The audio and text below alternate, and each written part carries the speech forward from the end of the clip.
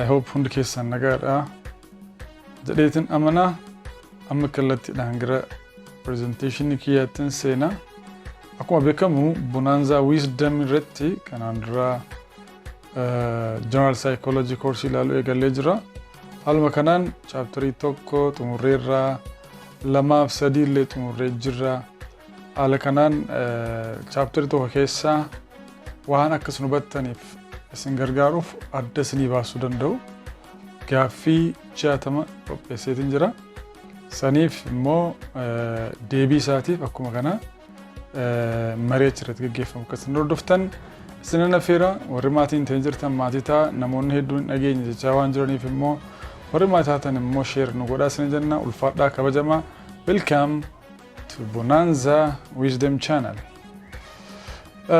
Gaaffiin jalqabaa kurnani true false dha haaluma kanaan achirraa eegalla jechuudha won't develop the first widely accepted school of thought known as structuralism jedha akkuma beekamu structuralismin dhugumattu mana barumsaa sirna psychology jalqabaa akka turanii beekama the first school of thought haa ta'uyyuu malee hundeessaaf qindeessaan mana barumsaa kana Wundt no osoo hin taane barataa Wundt nama ta'e innis Edward Tichinariidha. Kanaafiyyuu soobadha jechuudha kun. Lamaffaa the variable that is neutral in an experiment is called confounding variable. No. Experimentii keessatti variableen confounding jedhamu kan dhokatee dhiibbaa silaa nuti independent variable qofarraa eegnu irratti dhiibbaa uumee resultii research keenyaan jalaa balleessuudha jechuudha. Kanaaf kun false dha jechuudha. Neutral jechuun garuu wanta dhiibbaan uumne jechuudha sanaaf. Kuni faallaa confounding variable jechuudha. Developmental psychology studies lifespan of human beings from birth to death.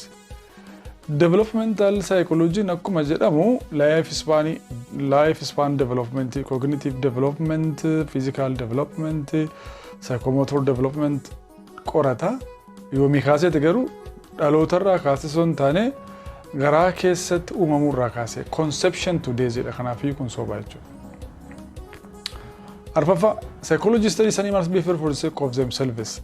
Psychology ni bineensota kan inni qoratuuf yookiis qo'atuu fi sababa mataa isaaniitiif jedha. Like sababni mataa isaaniitiif inni jedhu boodarra dhufe sana dura garuu kaayyoon isaan guddaan bineensa irratti qorannaan kan jalqabeef nama irratti kallattiidhaan qorannoo eksperimentii laaboraatoorii geggeessuu waan hin danda'amneef uumama yookiis bineensota uumamni isaanii namoota dhiyaatan irratti akkuma kana kabiroollee fuudhan ilaalan irratti jechaa turan kanaaf kun soba jechuudha. The branch of psychology that studies the relationship between individuals is social psychology. Sirriidha kun. Walitti dhufeenya namoota gidduu fi dhiibbaa inni namoota fidu kan qoratu social psychology jedhama jechuudha. The goal of psychology in which we answer the question of why is one to explain. Of course, psychology goal guddaa afur qabanera description, explanation, prediction and control. Achi keessa description what happens deebisa explanation immoo why it happens sababanni uumameef deebisa kanaaf sirriidha jechuudha kun. As behavior refers to an overt action, mental process refers to covert action. T itinaada eedaa sana overt sirriidhuma behaviorin overt jechuun mul'ataadha kan alatti mul'atu jechuudha saniif waan kun sirriidha jechuudha. Saddeettaffaa psychology studies animals behavior for okay kun waan irra deebi'ameefidha. Meegara filannoo taacenu contemporary psychology is scientific study of behavior, mental process, mind, the or inner. Contemporary to modern nature, modern psychology definition it is a scientific study of behavior and mental process of humans as well as that of animals. Genera behavior in serida, mental process in serida, mind in serida. Samnisa mind in mental process in mind is the gift one. Kind of few the only actual. The scientific nature of psychology majorly comes from its psychology and science. Awan satasu one guddan jurumari da. A research methods, B introspection analysis, C hypothesis. D common sense all. Introspection in even research method ato yumale objectivity subjectivity yookiis ilaalcha namoota dhuunfaa irratti waan hundaa'uuf rakkoo qaba jedhamee yaadamaa ture. Kanaaf research method mataa isaatii qaba. Sanidha jechuudha. Hypothesis silayyuu tilmaama waan ta'eef wanti isa hypothesis qabaatu iyyuu malee irra caalatti kan psychology scientific jechisiisu research method itti fayyadamu. Kanaaf dheedha jechuudha. Study. Given two identical twins with quite different environments, the two subjects will be more different from each other. Lakkuun identical ta'an yookiis hanqaaquu tokkorraa uumaman bakka adda addaatti waan guddataniif amala adda addaa fidu kan jedhan eenyu fedhe irra caalaatti kan jedhudha. Behaviorists, environmentalists, psychodynamists, hereditarians or who? Magalatti behavioristonni environment dhiibbaa uumadhanii waan amananiif isaan ta'a jechuudha. Arfaffaa, psychology studies both human beings as well as animals. What is or are the reasons for psychologists to study animals in addition to humans? A, for the well-being of human beings, or the well-being of animals, due to the ethical standard of research and experiments, and B, E all. For the well-being of human beings in isa jalqabaati. Inni taanu lammaffaan sun isaaniif illee ni fayyada. Sadaffaan immoo akka nuti research namoota irratti gaggeessaniif seerri research ethical ethics researchdhaan urka waan ta'eef kanaafuu deebiin isaa Eedhaaf B qofa osoo hin taane E oliidha jechuudha. Which of the following statements are true regarding the concept of psychology? Yaada psychology ilaalchisee wanti dhugaan jiru keessa maali? Psychology is a field of science based on common sense and mere assumptions. Psychology ni tilmaama miiraa irratti kan hundaa'ee fi akkuma kana tilmaama adda addaa irratti kan hundaa'ee jedha. Lamaffaan it's branch from philosophy and anthropology jedha. Epistemologically, it is conceptual as a scientific study of soul, spirit, and mind. It's passed through several revisions till its contemporary conceptualization. Ni jalqaba sirrii miti, common sense miti. Inni lammaffaanis sirrii miti, philosophy qofaradha. Inni sadaffaan epistemologically gaafa define goonu scientific study jennee define goonu. Study ma jennee define goona waan ta'eef Srimiti Arfafan, it's passed through several revisions till its contemporary conceptualization. Hanga definition amma yaara gawti sadarkaa dadara darbe jedha kanaaf sirriidha jechuudha. Diin. Okay, Arfafan descriptive research method aim to explain, confuse, complicate, summarize. Akkuma kana dubbani descriptive ni waan tokko ilaalee gadi fageenyaan waan sana ibsuudha waan ta'eef utuu explaining immoo sababa isaa dubbachuudha. Kanaaf iyyuu sirrii ta'uu kan hin danda'u summarize dha jechuudha. Correlation coefficients range from R-1 to R+1, R0 to R+1, R-1 to R0, R+0.5 to R+1. One hundred dubbanne 0 from -1 to +1 dha jechuudha. Range isaa kanaaf A dha jechuudha deebiinsa. Research shows that the older a person is, the larger their vocabulary is. Kun immoo correlation dha. Namni hamma umrii isaatiitu jechoota baay'ee beekaa jechaadha. Kana jechuun akka umriin gaafa dabalu beekumsi jechootaan dabala jechuudha. Gaafa kana ta'u immoo positive correlation or negative correlation jennee yaaduun irra jira jechuudha. Akkuma kana dubbani positive correlation jechuun variableonni lama wajjin dabalu, negative correlation jechuun immoo variableen tokko yeroo hir'isu inni tokko dabalu, yeroo inni tokko dabalu inni tokko hir'isu waan ta'eef isaan kun garuu wajjin dabalu waan ta'eef positive correlation dha jechuudha. Dr. Milky questioned a group of 9th graders about their career aspiration. Dr. Milky namni jedhamu barattoota kutaa 9 imma fedhii gara fuulduraatti hojii hojjechuu irratti bobba'uu barbaadatu qorannoo gaggeesseedha. Qorannoo kanaaf examplein kun isa kamiidha, method isa kamiitu irra caalaatti qorannoo kanaaf ta'aa jira. Experimentiin miti sababni isaa experiment keessatti independent variable dhaa fi dependent variable hin jira waan ta'eef isa ta'uu hin danda'u. Case study jechuun dandeenyu sababa isaatti deebina, manipulationiin immoo experimentii wajjin deema. Okay, kana arfan keessaa kamii wajjin deema? survey dhumaa jechuudha. Survey dhumaadha. Sababni isaa kun gaaffii muraasa namoota baay'ee gaafachuudha waan ta'eef. Kanaaf surveyidha jechuudha deebiinsa. Case study waan tokko gadi fakkeenyaan qorachuu waan ta'eef. Creating equivalence among research participants is vital for experimental research, correlational research, descriptive research, and equivalence is never vital.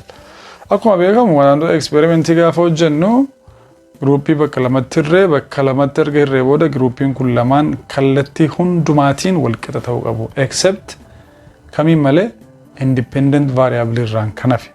So maali yeroo kan barbaachisu? Kan barbaachisu garaagarummaan hin jiru yoo ta'e garaagarummaan dhufuu danda'u kan dhufuu danda'u independent variable qofaan akka dhufuu danda'u beekuun dura jiraatu. Kanaaf kan gruupiin lama wal qixa ta'uu qabu yookiin equivalencein hirmaatota gidduu jiraachuu qabu. Correlation miti, descriptive miti, equivalence is never vital miti. Experimental research method ta'uu qaba jechuudha.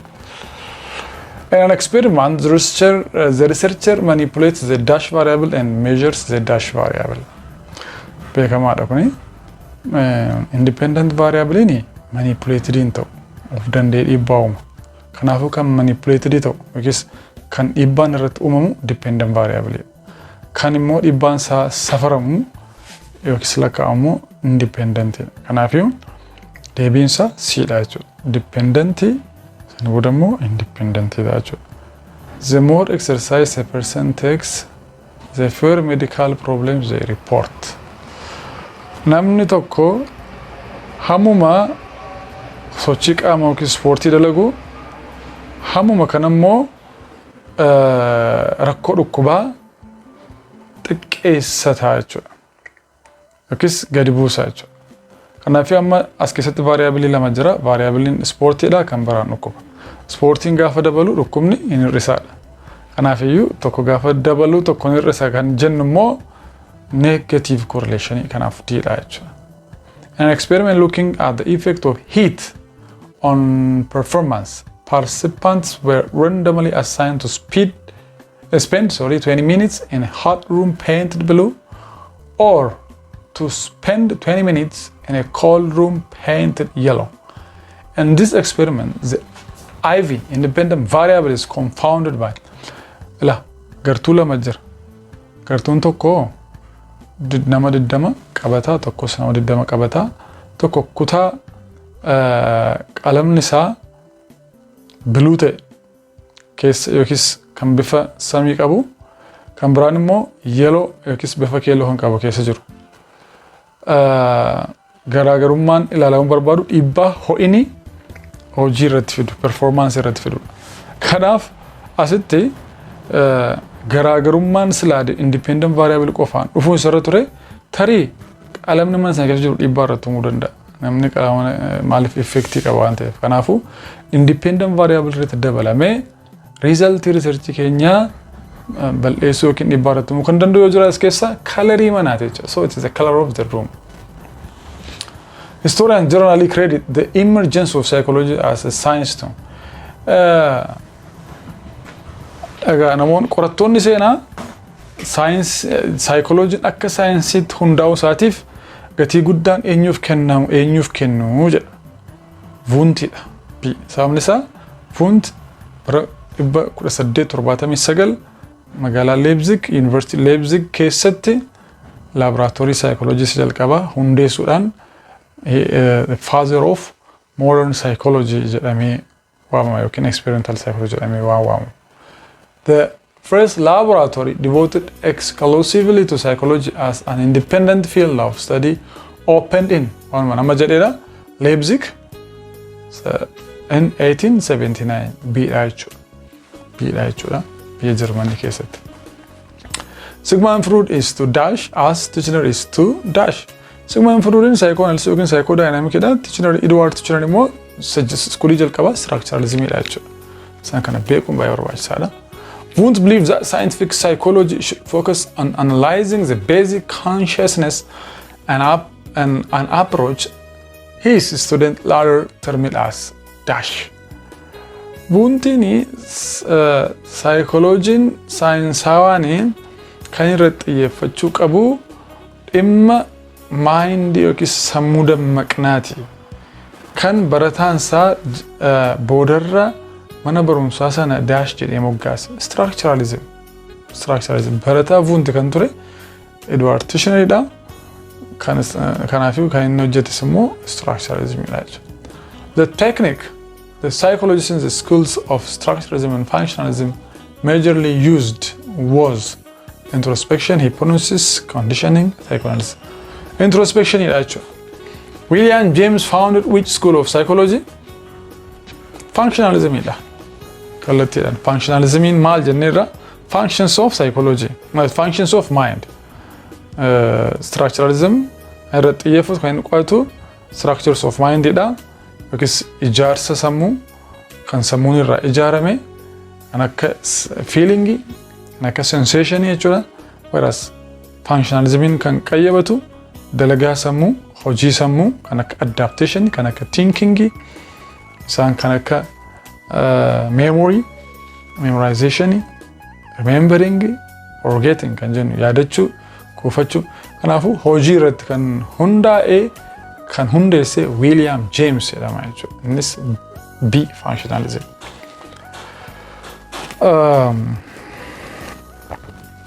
An approach to psychology that focused on how mental processes enable people to adapt to their environment is kunis gaaffiisuma jalqabaa haala kan biraan akkamittiin namoonni environment isaaniitti baratu of barsiisu jireenya isaanii qaama isaanii namummaa isaanii kan jedhe functionalismidha jechuudha. Hojiin sammuudhaa jedhu isaan hojiin sammuudhaa namni environment isaatti akka baratu yookiis fakkeenyaaf namni tokko biyya biraa yommuu deemu biyya sana fakkaatee akkamitti jiraachuu danda'u kan hojjetuu fi sammuudha functionalism. Which early school of psychology was most concerned with adaptive importance of mental process? Isuma olii san jechuudha functionalism. Edward Tishner is to dash as William James is to dash structuralism and functionalism jedha jechuudha.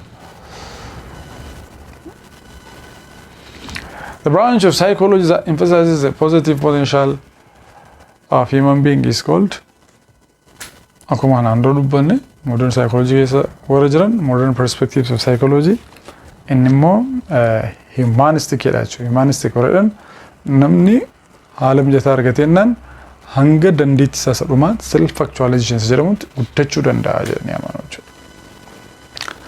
Sablin as a teacher who believes that all her students can develop, grow, reach their full potential. Her beliefs are supported by the perspectives of which school of psychology. Sablinani barattoonni koo sadarkaa dhumaarratti guddachuu danda'u. Gargaaramnaan isa iyyuu danda'u potentialii addaa qabu jettee amanti. Kun iskuulii kamidha? Humanisticidha jechuudha. Abraham Maslow self actualization pyramid isaa dubbanneerra. Psychology came from two Greek words, psyche and logos, with the latter meaning. Psychologiin jecha psyche fi logos jedhamurraa dhufa. Inni booddanaa maal jechuudha? Inni booddanaa jechuun logos kan jedhu. Spirit, soul and mind, no isaan kamidha? Psycheedha. Kanaafu discourseidha jechuudha deebiinsaa. The major subject matter of structuralism and functionalism were or was introspection. Introspection is subject matter miti. Wanta qayyabatamu miti. Qabiyyee qo'annoo sanaa miti. Akkamire inni tarsiimoo qo'annoo sanaati. Methodii isaati jechuudha. Conscious mind, unconscious mind, A and B. Unconscious mind immoo kan psychoanalysis. Kanaafi conscious mind B'dha jechuudha. The early schools was thought major focused on the study of warreen jalqabaa sun irra caalaatti kan isaan irratti xiyyeeffatanii conscious mind dha jechuudha. Structuralism, functionalism, gestaltinis conscious mind irratti kan xiyyeeffatanidha jechuudha. Kasanaan ala firuud qofa unconscious mind kan jedhe kan biraan behavioristiin immoo yaa'u amala mul'ataa kan safaramu behaviorii observability ta'ee measurability kan mul'atuuf kan lakkaa'amuuf safaramuu danda'u irratti xiyyeeffata jechuudha isaan. Gestalt psychology was one of the early schools of psychology that differs from the rest in maaliin dhagas. Gestalt psychology kanneen hafanirraa maaltu adda isa godha? It emphasizes the study of the whole behavior, not the whole behavior, the whole mind. ስለዚህ X jedha. Kanaafuu X jedha. It stresses the importance of the study of the whole mind. Yes, kun sirriidha. It opposes the others in their approach of study. Sirriidha kun sababni isaa holistic approach kan fudhate whole minded malee nuti akka structuralism akka functionalism waan tokko irratti xiyyeeffachuu hin qabnudha. Kanaaf deebiin isaa kan ta'uu danda'u B'dha jechuudha. The goal of correlation is to galmi correlation idha mind assess causal impact no cause effect relationship kan ilaalu dependent variable kan ilaalu experiment idha. Create snapshot of what's happening no kun descriptive idha. or naturalistic observation idha. Assess relationship between variables walitti dhufeenya variable lamaaf sana olii gidduu kan jiru kan ilaalu isa dha jechuudha. Correlation kanaafiyyuu sidha deebiinsa. The branch of psychology that studies human development from birth to death is known as social psychology, development psychology, education psychology, counseling psychology. Inan ila malala deezi da hanga berzi da hanga deezi dhalota hanga du'aat kan qayyabatu branch psychology kami injiru developmental psychology tu ta'e inni conception irra kaas kanaafi deebiinsa inani dha jechuudha. Sigmund Freud was the pioneer of which of the following schools of thought beekamaadha psychodynamic psychoanalysis jechuudha. So Demilam, as more children violent films, they will tend to be aggressive in the future. Which goal of psychology could be considered viable for this statement? Goal of psychology guddaa afurtu jira jennee description, explanation, prediction, control. Achi keessaa kun waa'ee maalii dubbata? Waa'ee prediction, waa'ee gara fuulduraatti ta'uu danda'u, waan amma ta'e irratti hundaa'ee waan gara fuulduraatti ta'uu danda'u. Maaltu ta'e amma daa'immanii maal ilaalu fiilmii vaayolentii ta'e yookiin gara jabeessa ilaalu. Kanaafuu gara fuulduraatti isaanillee gara jabeeyyii ta'uu danda'u jedheetu tilmaamaa jira predictii gochaa jira. Kanaafuu prediction jechuudha. Researchers have recently found out that the cause of obesity is the overeating during childhood. Qorattoonni akka jedhanitti rakkoon guddina daangaa darbee garmalee maddisaa overeating jedha garmalee nyaachuu yeroo ijoollummaati jedhaniiru jedha. Kanaafiyyuu kun explanation isaa maaliif goal of psychology keessaa galma psychology keessaas tokko kan sababa ta'umsa waan tokko dubbatudha jechuudha. Kanaafiyyuu sababa obesity dubbachaa jira waan ta'eef kun explanation jechuudha. It was agreed that students need guidance and counseling service to overcome their exam related stress. Amma gamaan iddoo kana rakkoo jira. Rakkoo maali? Barattoonni yeroo qormaataa ni dhiphatu. Dhiphina kana furuudhaaf maaltu murtaa'ee waajjirri gorsaaf jajjabina guidance and counseling jedha hundaa'uu qabaa jedhama. Kanaafuu rakkootu uumamee rakkoo sana furuudhaaf immoo furmaata lafa kaa'ame. So controlidha jechuudha. Controlidha jechuudha.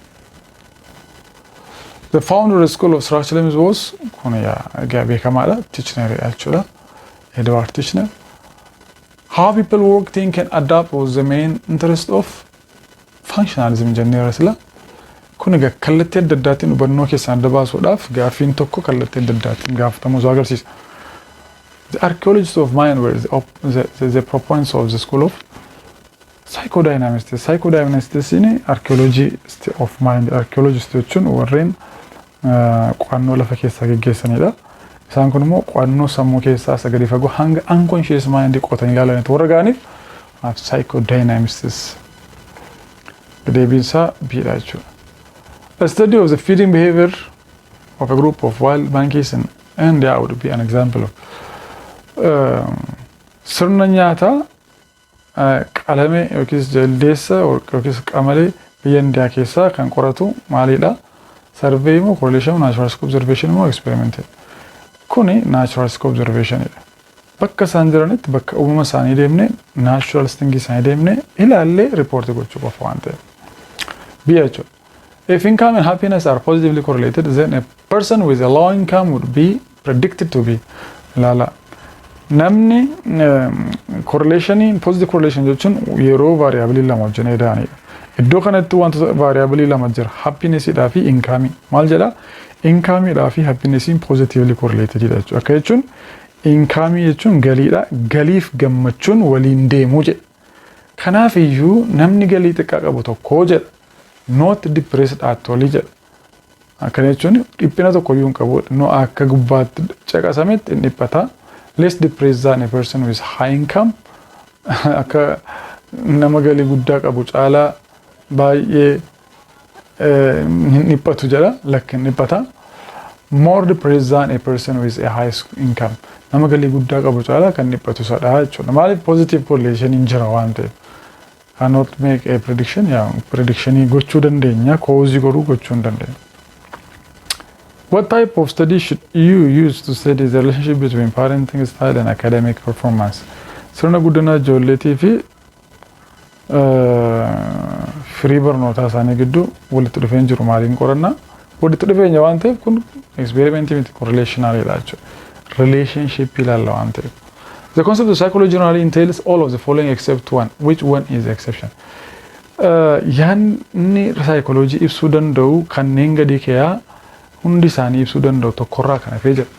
Mee haa ilaallu kam faatu ibsaa kam faatu immoo hin ibsu jedhu jechuudha. Tokkoffaa maal jedhaa? It is a field of science with systematic procedure. Kun sirriidha. Systematic procedure adeemsa saayinsawaa ta'e qaba. Systematicidha. The modern concept is that it is a study of social soul, spirit or mind.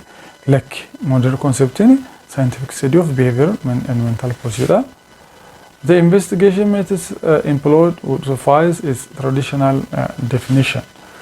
Bara yeroo sana traditional definition sana bakka bu'uu danda'u saffaayisii gochuu danda'u yookiis ga'umsaan ibsuu danda'u turan jechuudha yeroo sanatti.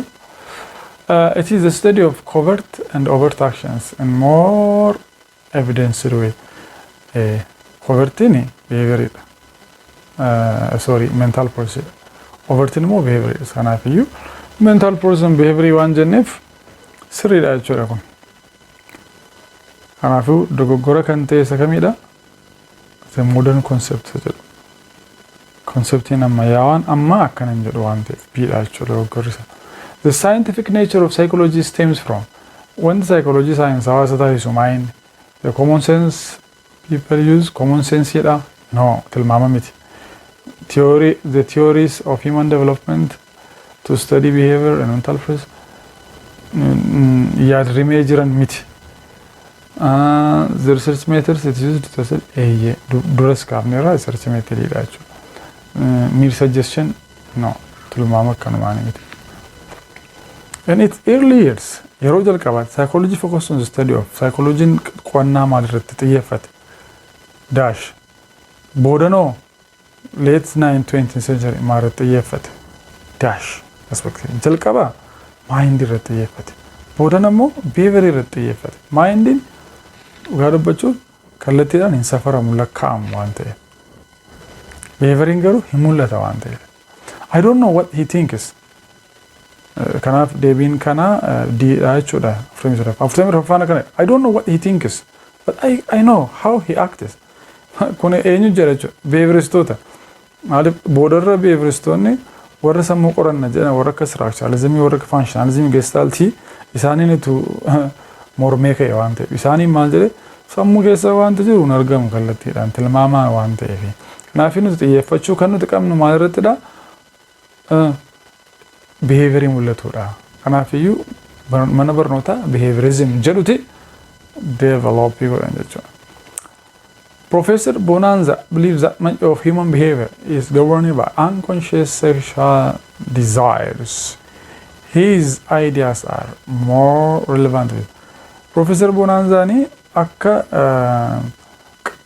sammuun namaa inni dhokataan unconscious kan jedhamu kun irra caalaatti keessumaa fedhiin ol quunnamtii saalaa namoonni saniif qaban jireenya namootaa irratti dhiibbaa guddaa qaba jedhee iskuuliin amanu isa kamiidha.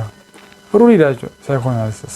Behaviorism miti cognitive miti humanistic miti kana gadi fageenya ilaalleerra. I hope waa'ee tip of iceberg yaadattu. Tip of iceberg jechuun caafiin cabbii guddaa bishaan keessa jiru alaan akkuma mul'attu cabbii qaamni cabbii guddaa bishaan keessa jiru garuu akkuma mul'anne cabbii ol kataate suni amala namaa ishee alaan mul'attudha. Amalli namaa inni guddaan dhokataan eessa jira?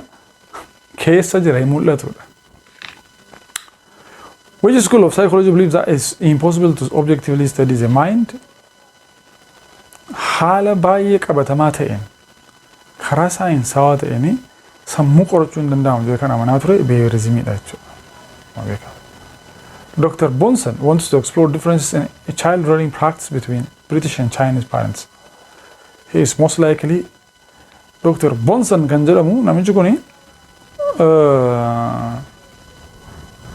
dhimma guddisa ijoollee aadaa guddisa ijoollee kan Chaayinaatiif kan British wal bira qabee ilaale. Kana booda garaagarummaa argatee ta'uu danda'a. Kun egaa maalidha? Aspektii yookiis iskuulii kamtu kan irratti xiyyeeffata? Cognitive da? No. Physiologically da? No. Cognitive economic ergonomic da? No. Social cultural psychologist. Isaan kun branch of psychology that studies the effect of culture and society in different aspects jenneera. Dhiibbaa aadaatiif hawaasummaa biyya adda addaa jiranii irratti xiyyeeffata jenneera waan ta'eef diidha jechuudha deebiinsa. Dutch psychology is the study of mental processes such as attention, memory, problem solving and thinking. Dhimma knowledge irratti, dhimma wanna sammuu keessa jiru irratti, dhimma xiinxalaa irratti, dhimma yaadachuuf irraanfachuu, dhimma rakkoo furuu kan qayyabatu cognitive dha jechuudha. Sababni isaa cognitive jechuun maal jechuudha jenneera? Knowledge dha, information dha, beekumsa jenneera waan ta'eef. Dutch established the first psychological laboratory in 1869. Joseph Gall, William James, John Locke, William Wundt inan. Adaraa keessan kana William Wundt jedhan jedhina. Maaliif guyyaa isaa sirriitti ilaala? 1869 jedha waan ta'eef. William Wundt 1879. Kanaafuu hin jiru nani jechuudha. Between the lines dubbisuu danda'u dura taasisu. Research shows that the older a person is, the longer their vocabulary. This is an example of irra deebitee dhufte kuni dogoggoraanidha. Anyways garuu qabachuun gaariidha. Akkuma umuriin namaa dabaluunis beekumsi namaa dabalaa deemaa jedhe. Beekumsi namaa jechuun beekumsa namaa kan jechoota kan hiikaa jechoota. Umurii fi beekumsi hiikaa jechoota waliin deemaa jedhe. Akkana jechuun waliin guddatu. Kun immoo positive correlationidha. Positive correlationiin variabloonni lama yeroo wajjin edaan yookiin wajjin hir'isan. Negative correlationiin variabloonni tokko yeroo eda'u tokko yeroo gadi bu'u. Waan ta'eef zero correlationiin variabloonni lameen walitti dhufeenya yeroo dhaban waan ta'eef kanaafiyyuu kun umuriif beekumsi jechoota wal duukaa eda'a waan jedheef positive correlationii ta'a jechuudha. Kana fakkaata gaaffileen keenya guddaa galatoomaa kanneen chaaptoroota hafan wajjinitti fufna warri maatiin ta'in jirtan maatii taasisaniin jenna yeroo gaarii qabaadhaa nagaan naa tura kabajamaa.